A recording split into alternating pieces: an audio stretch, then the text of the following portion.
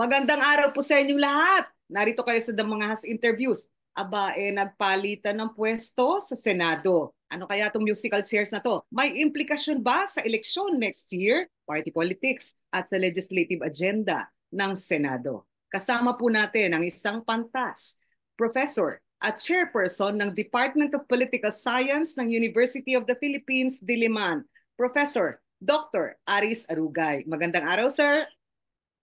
Magandang araw, Malu. Magandang araw sa mga nanonood ng iyong programa. All right. Si Professor Aris po maraming award ano po, hindi lang bilang researcher, writer, editor, pati na rin scientist. Ano po? Siya po ang unang Pilipino nakakuha ng isang award na ganun for Filipino scholars. Anyway, magandang araw Prof. Aris. What is the meaning of this? Bakit nag-musical chairs? Ano problema kay Zubiri? Ano pangako ni Escudero? Alam niyo, makulay talaga yung political alignments, no, sa Senado historically. At itong nakita natin is just the newest addition to the really interesting political power play sa Senado, which is a very important institution in our democracy. We know that supposedly the majority in the Senate, 'di ba? Halos supermajority nga 'yan, or talagang supermajority kasi only 2 senators affiliate themselves with the minority, no? Mukhang hindi pa 'to nangyari sa kasaysayan ng Senado na talagang halos less than 10% lang, no, yung minority compared to the 22-member majority. But despite this, yung power play na nakita natin, yung leadership succession, indicates that there are very little ties that bind, no, this supermajority. It seems like this supermajority is only linked by a very thin line of convergence, no? All right. Okay. And this convergence was, of course, shattered, no, given this leadership change. Alright. Ano po ba yung nangyari kay Senator Mig Zubiri? Siya ba'y nakudeta, ousted? Siya ba'y nag-resign? Siya ba'y parang nawalan ng loyalty o na-betray ng mga senator? Oo, mukhang ousted kasi kahit si Senator Zubiri nagulat. And if you remember my previous news before, na Senator Zubiri was quite confident, di ba? Parang meron pang manifesto of support na nilabas yung some of the members of the supposed majority, and of which he himself, no, signed. Na confident sa leadership, sa liderato ni Senator Zubiri. Okay. Mukhang nalusaw yon, no? Nakita natin yon this week. And it's interesting na this happened a few days before the actual adjournment of Congress, of the Congress, on the Senate part. So, and given the emotional reactions of former Senate President Zubiri, kahit siya mismo, and he even said he was really surprised with the outcome. No? Ang term niya una daw agad heartbroken. Sunod, dumbfounded. So was he found dumb? Hindi niya to na-anticipate. And also, mukhang may betrayal. Yung mga nangako sa kanya na hindi siya i-oust, biglang bumaliktad. Ano ho ba sa tingin ninyo? Si Senator Zubiri ho ba nahuling natutulog sa pansitan? Hindi niya to na-anticipate? At I think merong, if we will trace, maraming steps, no, towards that only culminated with his replacement. And in fact, ni-reveal ng bagong Senate President that he really made moves, no, for this leadership change, no, deliberate, hindi as if sinalo lang, or the new Senate President Escudero simply was the last person holding the hot potato, no? Parang talagang there were deliberate moves on his part to convince a majority within the majority to replace Zubiri. Culmination to, no, in terms of I think Senator Zubiri was really torn between keeping the supposed independence of the Senate despite the majority expressing support to the administration, and yung failure niya to deliver some of the things that he has committed para sa executive legislative agenda, no? Ang sabi po niya, may mensahe siyang kakaiba, no? Parang hindi natin malaman. I was not following orders from above. Ano kaya yung orders na yon? Ano po ba Mm. yung mga kulang pa? Yung cha-cha? Ano po ba yung sa tingin ninyong he was not following orders? Anong orders? Sa tingin ko parang three strikes or more than three strikes, no?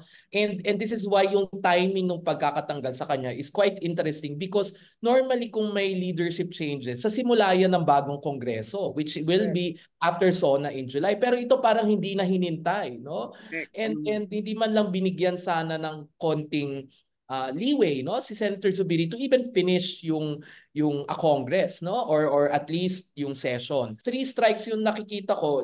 Yung una yung People's Initiative nga, no, yung sa Chacha, and despite the joint resolution, the Senate has its own version, and yung version na yon is at odds, no, with what the House of Representatives were passed and were trying to push forward. Second, I think yung mainit na relasyon between Philippines and China, and supposedly kasi between the House and the Senate, pagdating sa foreign policy, it's the Senate that takes the lead kasi nga it has the power to ratify treaty. So yung malamig na treatment ng Senate leadership towards investigating and trying to get to the bottom of, no, gentleman's agreement, yung issues about apparently there were things that were promised to the government of China, certain officials apparently, di ba, yung malabas ngayon. And finally, I think talagang is yun dun sa PIDEA leaks, no? And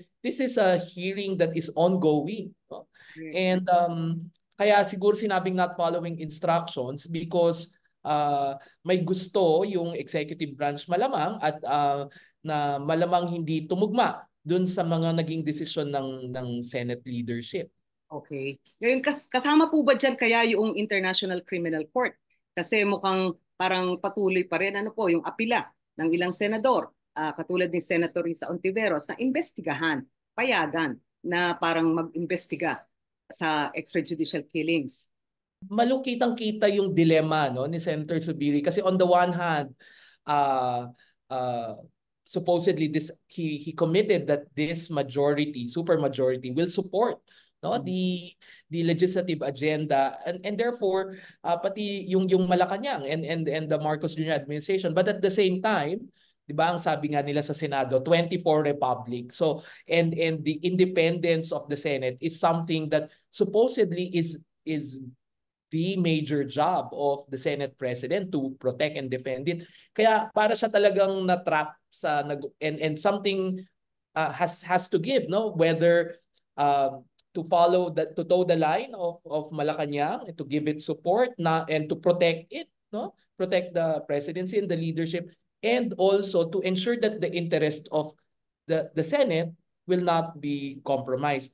Finally yung parati natin isipin the Senate is quite unique because if you look at all the previous presidents of this country, a lot of them came from the Senate. So we're not just talking about 24 elected public officials, no? We're talking about 24 presidentiables, basically, because they're nationally elected. Ngayon, sa panig ho ni Senator Chis Escudero, ang ating bagong Senate President, sinabi niya na he initiated, ano po, yung discussions kasi merong concerns ang ilang senador kay Senator Miguel Zubiri.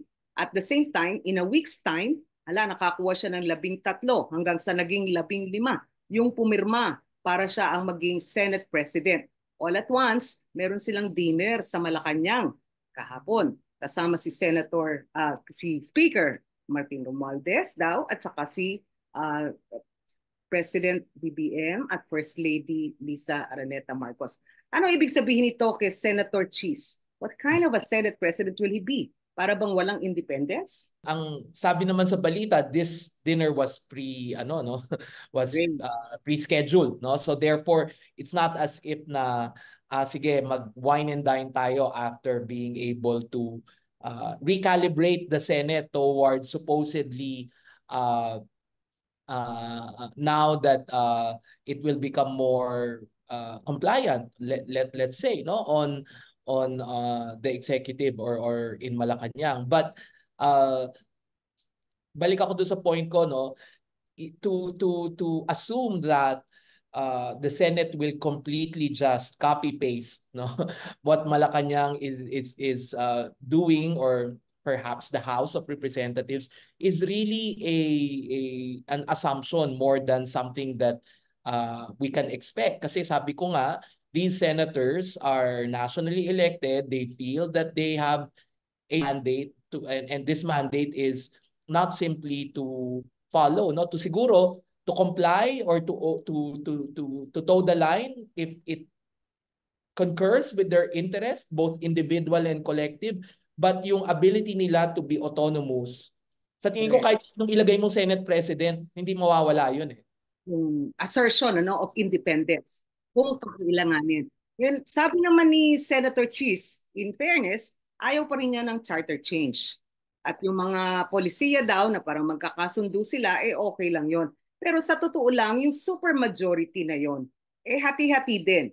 PDP Laban, Nationalist People's Coalition, Independents, at tila wala namang partido federal ng Pilipinas sa partido ni President BBM. So among themselves, yung supermajority may issues din. Meron din. And sa tingin ko, while they can formally declare na ito ang party ko, ganito kami kadami, it will be quite dangerous to assume that they will vote and they will position themselves according to their party lines. Let's not forget that within the 24-member Senate, may dynasties. Merong magkakamag-anak, merong mag-ina, merong magkapatid. Dalawang magkapatid, no?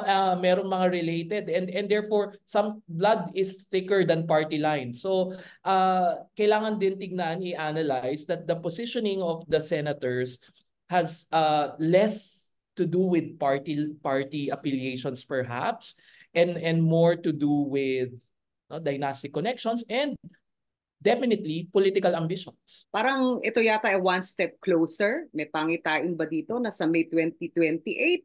Tila big important player si Senator Cheese. Let us remember, noon pa, naalala ko to ng mga early 2000s.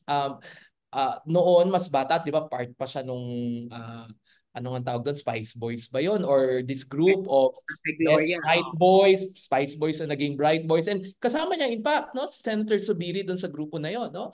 And many were already seeing his potential. And in fact, that's why he ran as Vice President in 2016. And now as Senate President, kung titignan mo, number 4 siya, di ba? Sa in constitutional success, nasa constitutional succession siya, in fact. Kasi number 4 ang Senate Supreme Court Chief Justice, Senate President. Right. Senate President. Number 3 pa nga kasi kasi speaker, di ba? Or ano, no? So kumbaga nasa linya siya, and he is just a few steps away supposedly, no? Away.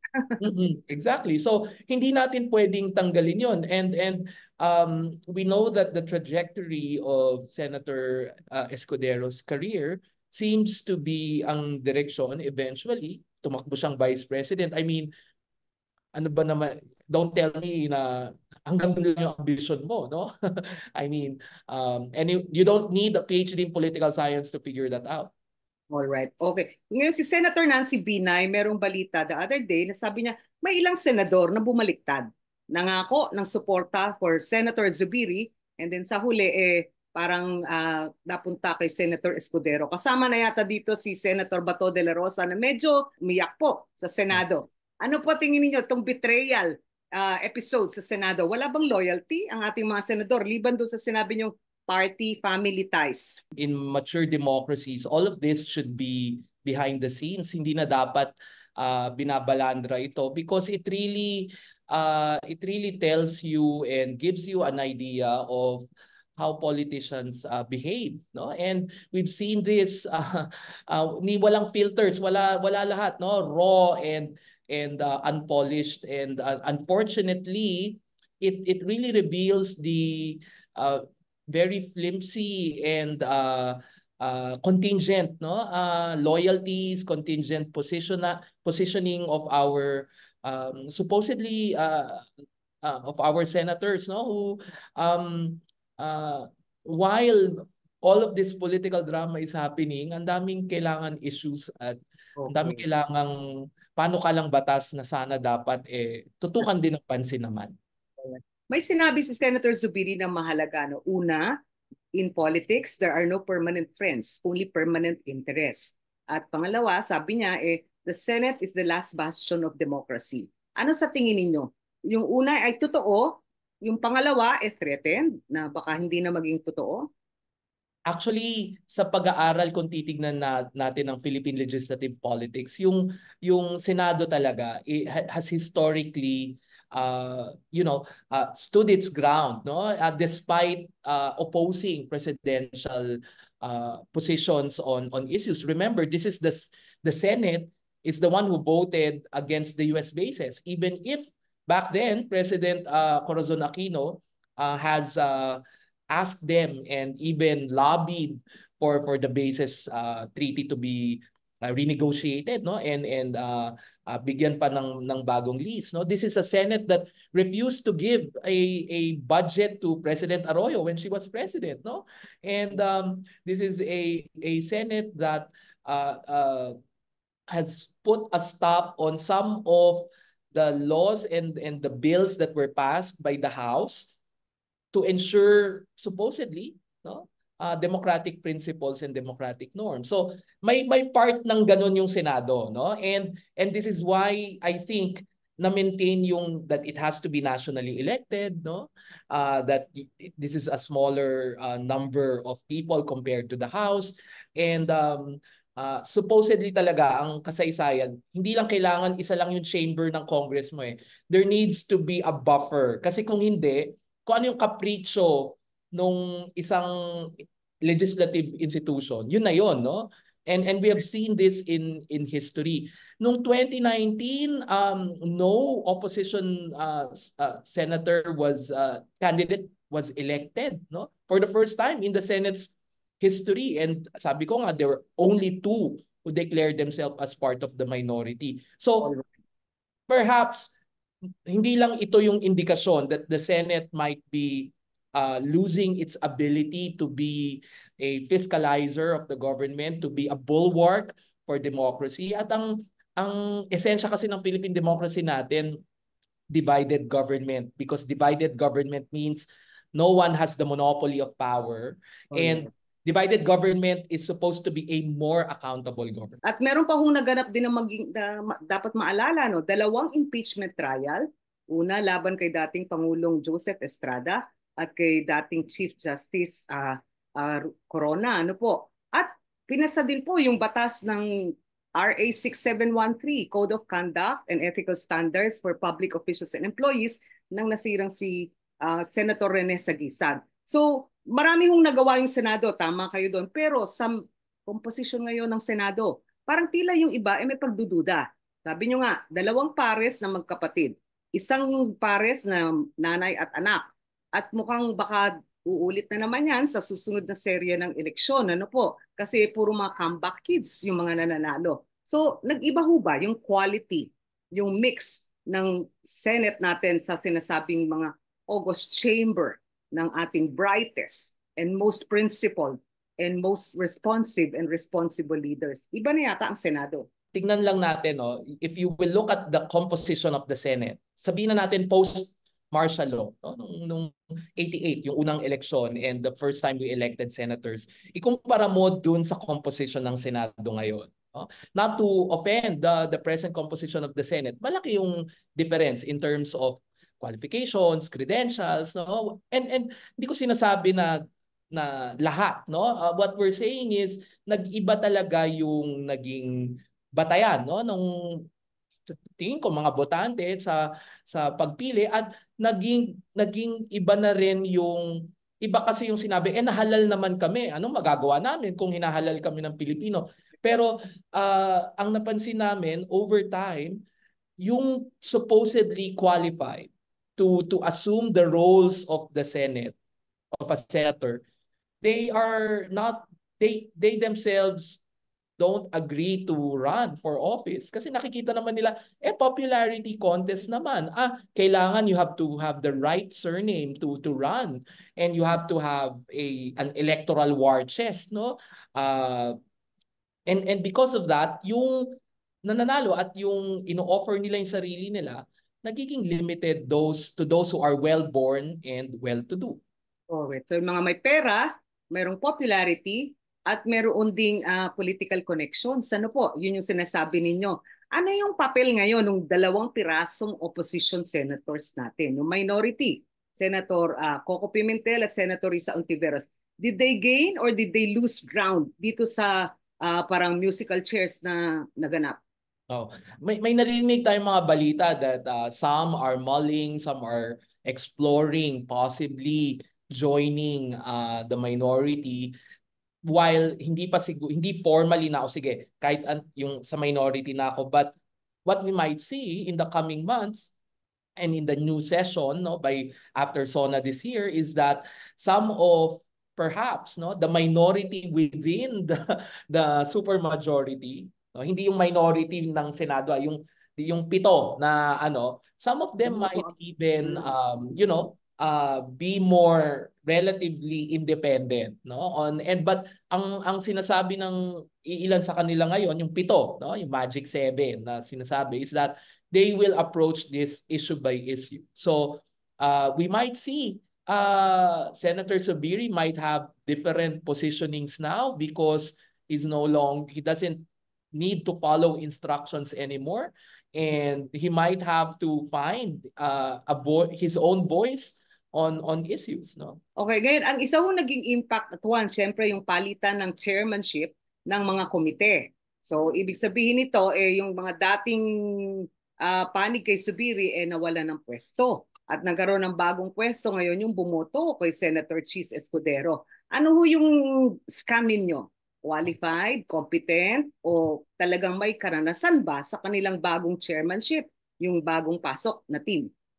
Sa Senado kasi ang kalakaran dyan, spoils eh. Everyone gets. 'Di ba? Kasi nga napakaliit nilang body. Hindi katulad yan sa House that the majority of members of the House don't have chairmanships, no, of committees. Sa Senado, it's almost, given lahat, no, isa. And in fact, parang meron pang parang internal rule na you don't even need to be a member of the committee. You can actually attend hearings sometimes, no, allowed, yeah.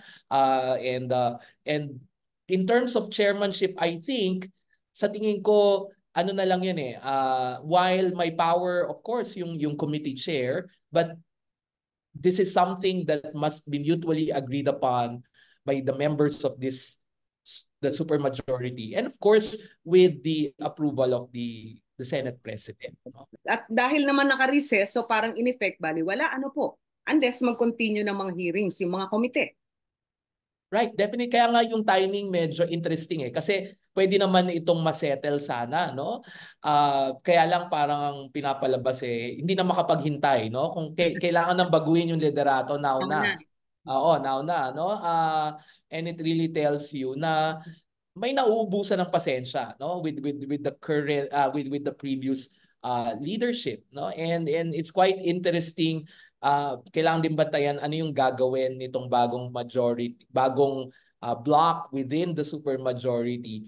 How will they use this supposed recess? Isa-isahin ho natin para lang sa benefit ng mga tao. Senate President Pro Tempore si Senator Jinggoy Estrada in place of Senator Loren Legarda. Senator Francis Tolentino is now the Senate Majority Floor Leader. At pinalitan niya si Senator Joel Villanueva. Ngayon, may mga committee ho na magiging mahalaga kung sakaling i-assume natin na ito pa rin as is where is pagdating ng pasok nila ulit sa Hunyo, ano po. So, ang Senator Angara from Committee on Finance, Committee on Justice and Human Rights. Lapat ho ba? Alam nyo, minsan yung committee chairmanship, sabi ko nga hindi siya ganun kahalaga kasi taga-shepherd lang siya, no? But for example, during the conduct of the hearings, particularly in the Senate, kitang-kita natin that even non-chairs are and individual senators can really make an impact and can hindi naman drive the agenda but could really voice their concerns. So and in fact kahit yung mga nasa minority they're able to do that despite not being chairs of certain committees. Magiging mahalaga po, however, kung sila ay re-electionist. Ano po? Tama rin, no? Committee chairs would be important. Halimbawa po, si Senator Pia Cayetano, Committee on Energy. Si Senator Nancy Binay, Committee on Sustainable Goals. Mukhang take two na si Senator Nancy, so hindi na nakailangan ng parang Graduate na siya. network. Ano po? Si Senator JB, Committee on Local Government. Si Senator Lito Lapid, Committee on Tourism. Pero parang may anak siya yata, ano po, na kasama doon sa mga ilang tourism agencies. Parang may potential conflict of interest yata doon. Si Senator Amy, kapatid ate ni President BBM, from Constitutional Amendments Committee, ngayon parang urban planning, housing, and resettlement. Posibleng mahalaga din, pero parang may implication kasi ho dun sa mga panukalang batas at mga programang priority ng ating gobyerno. Ang Senate Committee on Ethics and Privileges, si Senator Francis Tolentino pa rin, si Senator Raffy Tulfo, Public Services, si Senator Joel, bali napunta sa Labor, Employment, and Human Resources Development. Si Senator Mark Villar, Committee on Government Corporations and Public Enterprises. Pero again, ito ho, may sinasabi na parang ang Villar companies, napakadaming investment at interest sa real estate, construction, etc. So, yun ho ba'y kasama dapat sa sinisilip? Potential, real, apparent conflict of interest? Definitely, kasi a public office is a public trust. No? So, while these leaderships are given to the senators, ang kailangan bantayan how they perform, supposedly these functions. And I think it's up to us, citizens, civil society groups, independent media, to give information and to expose if there are certain supposedly glaring conflicts of interest. And kumbaga parang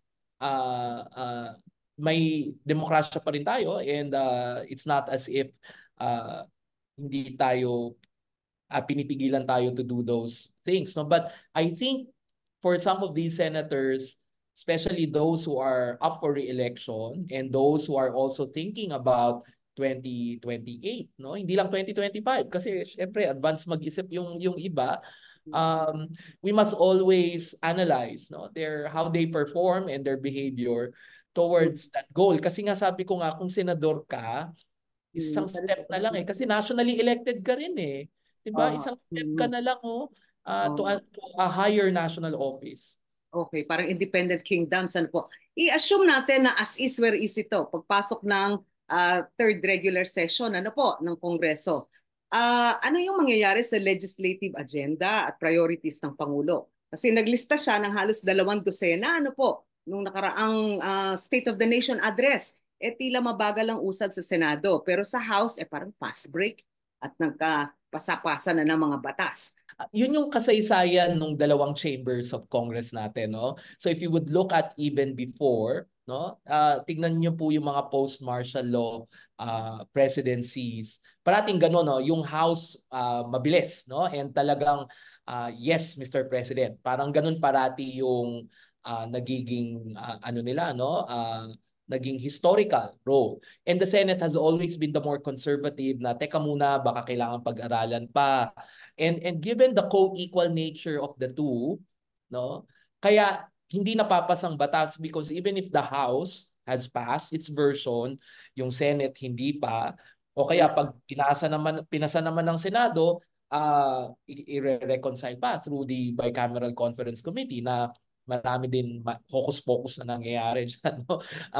Yan yung medyo sa tingin ko kailangan kung sakali man darating tayo sa point na kailangan pag-aralan ulit how legislation works, siguro magandang tignan yung role na ito kasi it's quite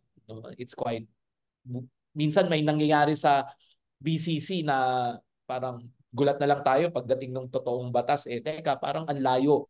Bicameral, Yun, Professor Abs, nag-aral din kayo ng mga ganap sa politika sa iba't ibang bansa. Pero dito sa ASEAN, sabihin na natin at least yung tatlong bansa, Indonesia, Thailand, Cambodia, parang tila pareho yung nangyayari dito sa Pilipinas. Ano sa tingin ninyo? Tayo ba'y medyong sliding back sa demokrasya natin dito sa rehiyon? By all metrics, umaatras tayo, Malu, no? Ngayon, pwedeng sabihin na ano lang ano 'yan, mga ah, panlabas na pagtingin, no? Kasi pag tinanong mo naman yung Pilipino dito, kung satisfied kayo sa democracy, 8 out of 10, no? 80%. Okay. Ang issue naming mga political scientists dun sa survey na yon is hindi naman tinatanong sa respondents ano yung tingin nila, ano yung ibig sabihin ng democracy for them, no? So hindi naman dinefine bago tanungin, satisfied ba kayo sa demokrasya ng Pilipinas? So and in fact, may surveys na nagsasabi pag tinanong mo yung tao, Filipinos, ano ang ibig sabihin nilang ng democracy? Malayo dun sa pagkakaintindi natin na democracy is about not simply majority rule, but also rule of law, human rights, accountability, transparency. Wala ganun. Sa kanila parang ang lumalabas na pinakamaikting na definition ng democracy is effective governance, leadership, mabilis, no, na action. And this is something to Service do delivery. service delivery, no, with our history, no. Doon sa nagsasabi na yung rehiyon natin ngayon, itong Southeast Asia, totoo nga, no, ang daming, to quote yung mga Gen Zs natin, nepo babies, no, na nagiging leaders, no, si Prabowo, dating son-in-law ni Suharto, si Hun Manet, anak ni Hun Sen, no. Pero tayo yata sa Pilipinas yung may record of the most number of progenies to become presidents. Nakakatatlo na po tayo, ah. So tatlo na po na anak ng dating presidente ang naging presidente. At kung matutuloy man yung trend na yun, malamang baka may pang-apat pa, no, sa 2028. And ang ibig sabihin nito is that ang pathway to power, no, to the road to Malacanang is having the right surname more than competence, qualifications, and the ability to perform the mandate and protect the Constitution and democracy. Okay. Prof. Aris, ang tingin niyo po ba si Vice President Sara Duterte at ang kanyang pamilya nag-gain o nag-lose dito sa line change sa Senate? Sila ba yung medyo dagdag poder, impluensya o nabawasan dahil nagpalitan ng liderato sa Senado? Sa tingin ko, kasi ang Senado, even before this leadership change, talagang kung titignan natin, it really, just like the House, no, it really follows, no, ano yung Malacanang line, no? And unfortunately for the Duterte dynasty, no, because of their own decisions, hindi sila yung nasa Malacanang ngayon, no. 'Di ba, what could have been, 'di ba? Yun naman yung ano doon, what could have been if, for example, Vice President Sara Duterte did not decide to step to becoming a vice presidential candidate, no? Baka, who knows, no? Hindi natin alam kung sino yung mananalo sa eleksyon. Kaya lang, sa tingin ko, for now, mukhang politically, if you will analyze it, dehado, no?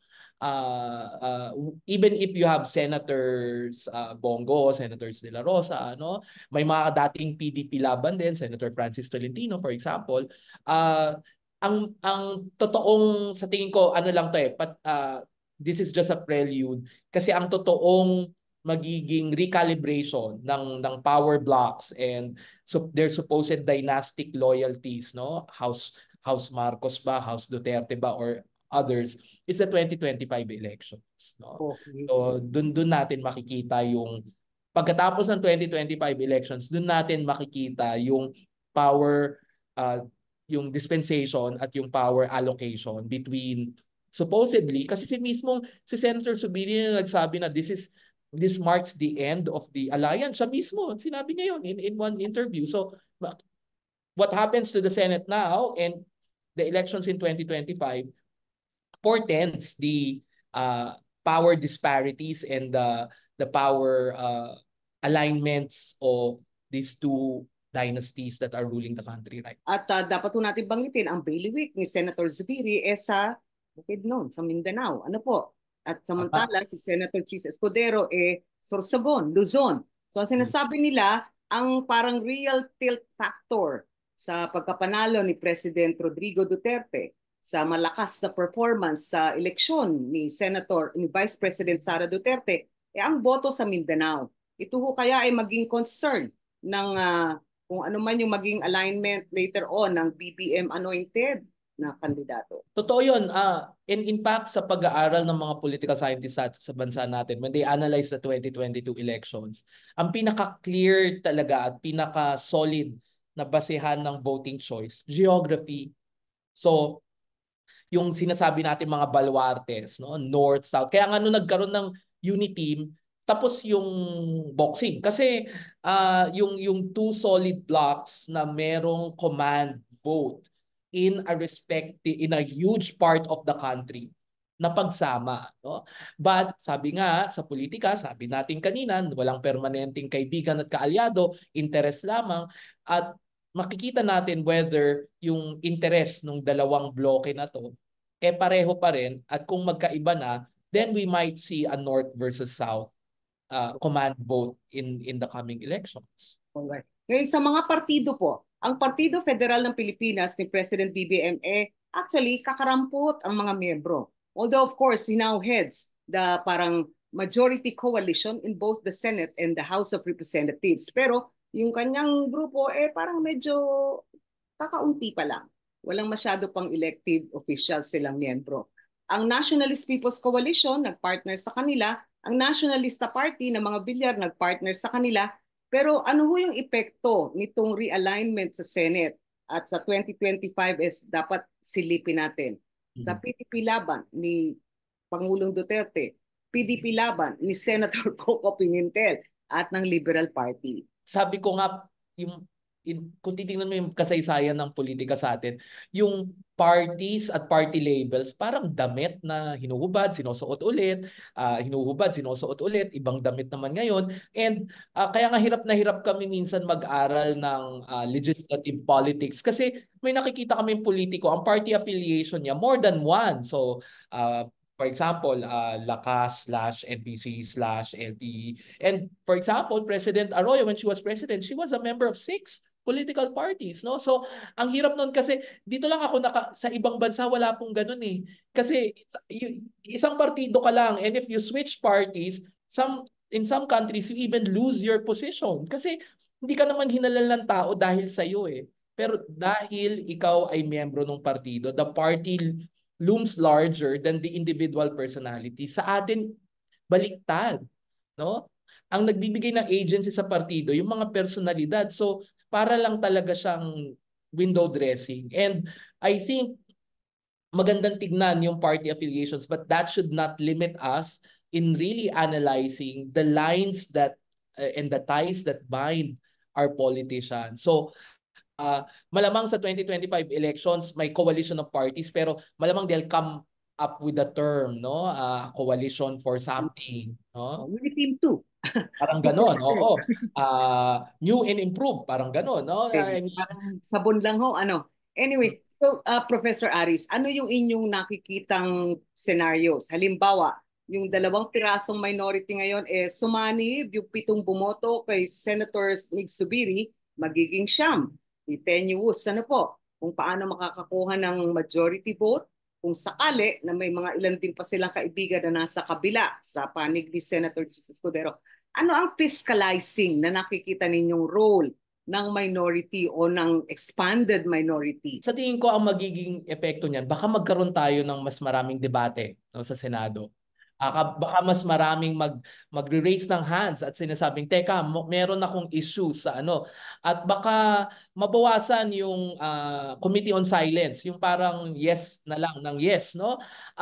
Because some senators might think na, teka, unang-una, pag-graduate na ako, di ba? Parang what's in it for me? So, iano ko na yung gusto kong gawin at gusto kong sabihin, no? And so, in-expect ko we might see, which is good because supposedly the Senate is a parliamentary body. Parliamentary meaning this is where debates and deliberations.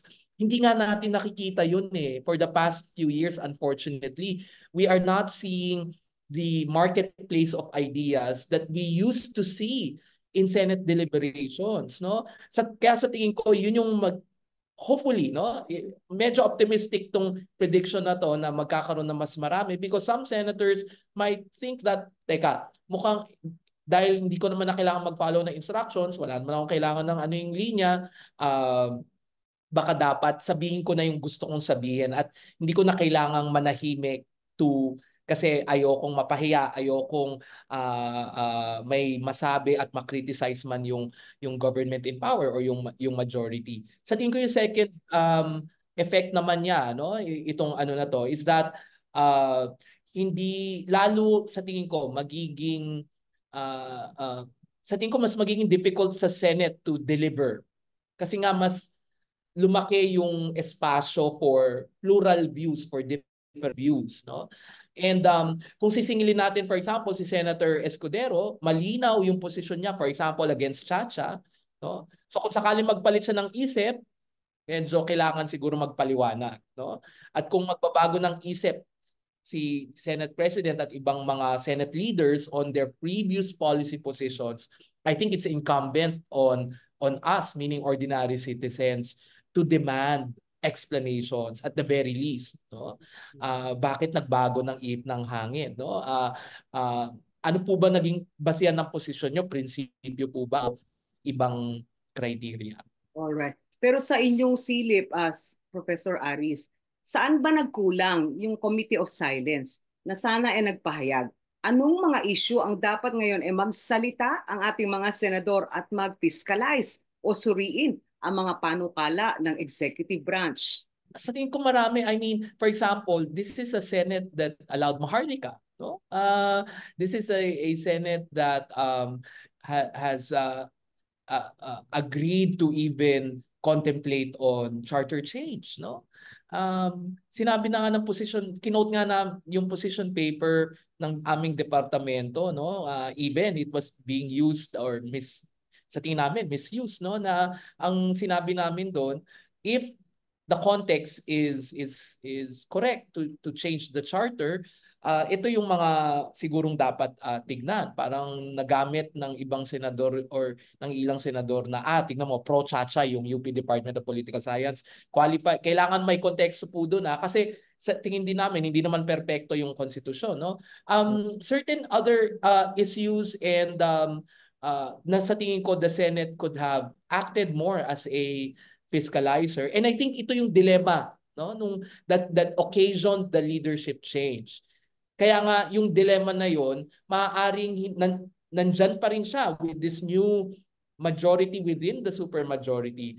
But those that are not part, no, yung mga na-displace, baka they're now emancipated from that, no, from that dilemma. Okay. So something good could come of it, ano? Parang tipong merong freedom for those na hindi naman dati makapagsalita. But also something really parang worth watching out for, ano? Ano yung dilema na kakaharapin ni Senate President Chis Escudero? Mamanahin ba niya yung dilema ng assert the independence of the Senate and follow instructions? And I think may opportunity sa kanya to show, no, the country some form of leadership, and also for the other senators, no. Sa tingin ko minsan kailangan i-remind natin yung sarili natin that when we elect leaders, pinapahiram lang natin yung kapangyarihan sa kanila, no? And supposedly dapat may pananagutan kung paano ito ginagamit. So sana mabawasan yung pagiging personal, no? When senators explain themselves, minsan nakukulangan ako nung parang nawawala yung pagiging representative nyo. Nagiging parang ako, my feelings, my interest, puro mine. Pero supposedly representatives are trustees, no, na they voice the people's voice. They might have their own, but given their public servants, it's the public interest that should loom large rather than the personal interest. Alright, very good. Pero sa huli, ano sa tingin ninyo ang test case issues para kay Senator Chis Escudero at sa siguro newly emancipated Senator Mig Zubiri? Anong mga issue nyo sila dapat sukatin? Mm-mm. Sa tingin ko, very critical yung current issues sa South China Sea. No? Importante Mhm. yun. Importante siya kasi malinaw yung sentimiento ng publiko dito, malinaw yung sentimiento ng karamihan, malinaw yung sentimiento ng mga institusyon, no?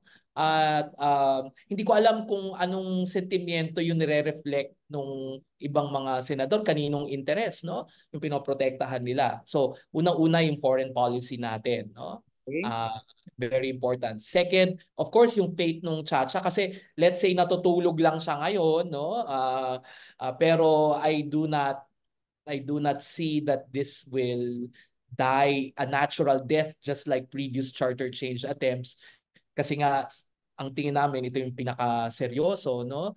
Um, there might be issues related to the economy and energy security, food security, certain gut issues, no? That affect Filipinos. So, kumbaga parang sa ordinary Pilipino, anong paki namin dyan sa leadership change na yan? Ang mahal ng mga bilihin, ang mahal ng kuryente, ang mahal ng bigas, no?